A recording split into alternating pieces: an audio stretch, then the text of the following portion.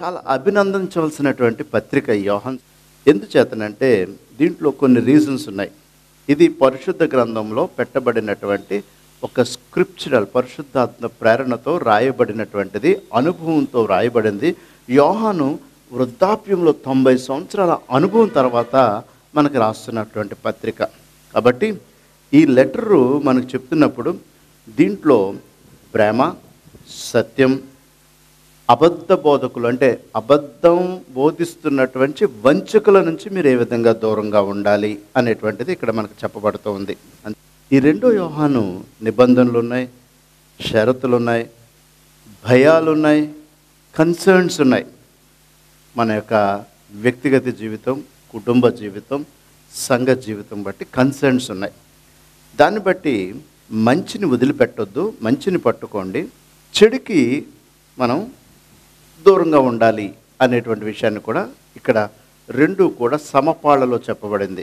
మంచిని హత్తుకోండి, చెడుని దూరం ఉంచండి. అంటే దీంట్లో ఉన్నటువంటి రిజల్ట్ ఏంటంటే చెడును దూరం ఉంచి ఆ వ్యక్తిలో ఉన్నటువంటి మార్పుని బట్టి తిరిగి దరికి చేర్చుకోండి అనేటువంటిది యోహాన్ చెప్పడానికి ప్రయత్నం చేస్తూ ఉన్నాడు. మనకు కొన్ని వార్నింగ్స్ కనపడుతూ ఉంటాయి, మన ముందు కొన్ని వార్నింగ్స్ మనకు వస్తూ ఉంటాయి. ఇంతకుముందు తుఫాన్ వచ్చే ముందు సైరన్లు వేసేవారు, ఇప్పుడు వేస్తున్నారో లేదో మనకు గుర్తులేదు, కానీ తుఫాన్ హెచ్చరికలకి, వాతావరణ హెచ్చరికలు వార్నింగ్స్ వేస్తూ ఉండేవారు. అలాగే మనకు కూడా కాన్షియస్నెస్గా లోపల మనకు కొన్ని వార్నింగ్స్ వస్తూ ఉంటాయి.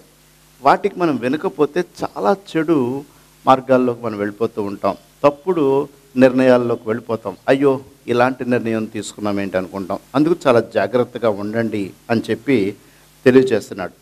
ఈ పత్రికని మనం చదివే ముందు మనకి ఈ పత్రిక ఎవరికి రాస్తున్నాను అంటాడంటే, మొదటి వచనంలో చూస్తే పెద్దనైన నేను, ఎప్పుడు కూడా పెద్దనైన యోహాను నేను సేవకుడిని సువార్థకుడిని అని చెప్పుకోవడం కన్నా నేను సంఘ పెద్దని అని చెప్పుకుంటాడు.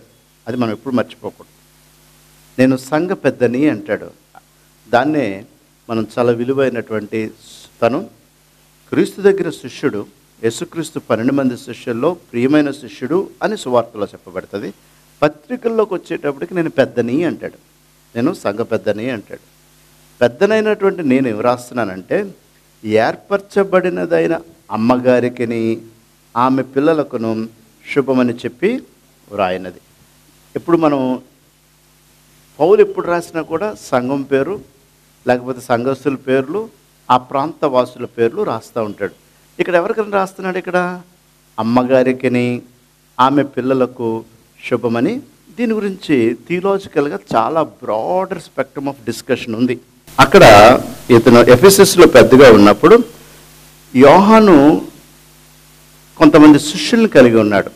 తను యేసుక్రీస్తు దగ్గర శిష్యరికం చేసిన తర్వాత మళ్ళీ ఎఫెసీ ప్రాంతానికి వచ్చిన తర్వాత తను మళ్ళీ కొంతమంది శిష్యులను తయారు చేశాడు. దాంట్లో మనం అనుకుంటాం పౌలు 1వ శతాబ్దం తర్వాత 2వ శతాబ్దం 3వ శతాబ్దంలో ఎవరు శిష్యులు, ఎవరు సంఘవ్యాప్తి చేశారు, పౌలు చేసిన తర్వాత ఎవరు అని చెప్పి మనం ప్రశ్నలో ఉంటాం. పౌలు ఎలా చేశాడో, యోహాన్ ఎలా చేశాడో, అలాగే యోహాన్ దగ్గర ఉన్నటువంటి 2 శిష్యులు కూడా అలా చేశారు. వాళ్ళు 1వ శతాబ్దంలో ఉన్నవాళ్ళు. వాళ్ళు ఏంటంటే స్మిర్నలో పనిచేసిన పాలీకార్ప్ అనేటువంటి యోహాన్ శిష్యుడు, అతని గురించి పేతురు కూడా చెప్తాడు. అలాగే అతడు ఫిలిప్పీలు రాసిన పత్రికలో కూడా అతని గురించి రాయబడింది, పాలీకార్ప్ అనేటువంటి. అతను 1వ శతాబ్దంలో ఈ పౌలు, పేతురు, యోహాన్ల తర్వాత శిష్యరికం చేసినవాడు. అతను పాలీకార్ప్ అనేటువంటి అతను 1వ శతాబ్దపు చివరిలో క్రీస్తు శకం 150లో పరిచయం చేసినవాడు. దాని తర్వాత లయాన్ అనేటువంటి వ్యక్తి ఈ శిష్యరికంలో చేసిన తర్వాత సుమారు 130 నుంచి 200 క్రీస్తు శకంలో పరిచయం చేసినవాడు.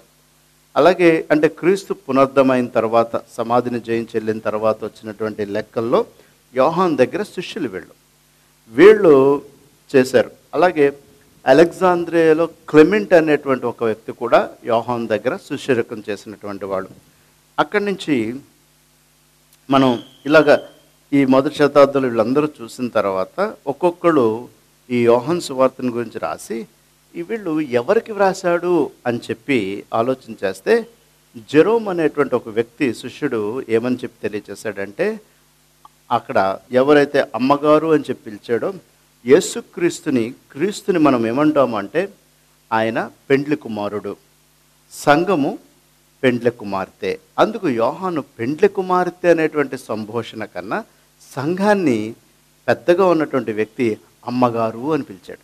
కాబట్టి అమ్మగారు అంటే ప్రపంచంలో ఉన్నటువంటి సంఘాలు, ఆమెకు ఆమె పిల్లలకు అంటే సంఘాల్లో ఉన్నటువంటి బిడ్డలకు నేను ప్రేమతో రాస్తుంది అని చెప్పి యోహాను రాస్తున్నాడు. కాబట్టి ఇక్కడ మొట్టమొదటిగా ఇది ఏంటంటే సంఘాలకి రాస్తున్నటువంటి పత్రికగానే మనం దీన్ని చూద్దాం. కాబట్టి ఈ ఈ ఈ పత్రికలో మనం చూసినట్లయితే అయితే పేతురులో ఉన్నదాని ప్రకారం కొంతమంది ఏమంటారంటే అప్పట్లో ఈ బాబిలోనియన్ చర్చ్ అంటే రోమా సంఘాన్ని మనసులో పెట్టుకుని యోహాను అమ్మగారు అని ఆమెకు రోమా సంఘానికి రాశాడు అని చెప్పి కొంతమంది నమ్ముతారు. ఎవరైనప్పటికీ ఈ దినాన్ని మనం నమ్మవలసింది ఏంటంటే వాక్యం నిన్న నేడు నిరంతరం ఏకరీతిగా ఉంటుంది. కాబట్టి ఆ వాక్యం ఈరోజు కూడా మనతో మాట్లాడుతుంది. కాబట్టి ఇది మనకి రాసిన మన సంఘానికి రాసిన ఉత్తరంగానే దీన్ని మనం చూడడానికి ప్రయత్నం చేద్దాం. యోహాను పత్రిక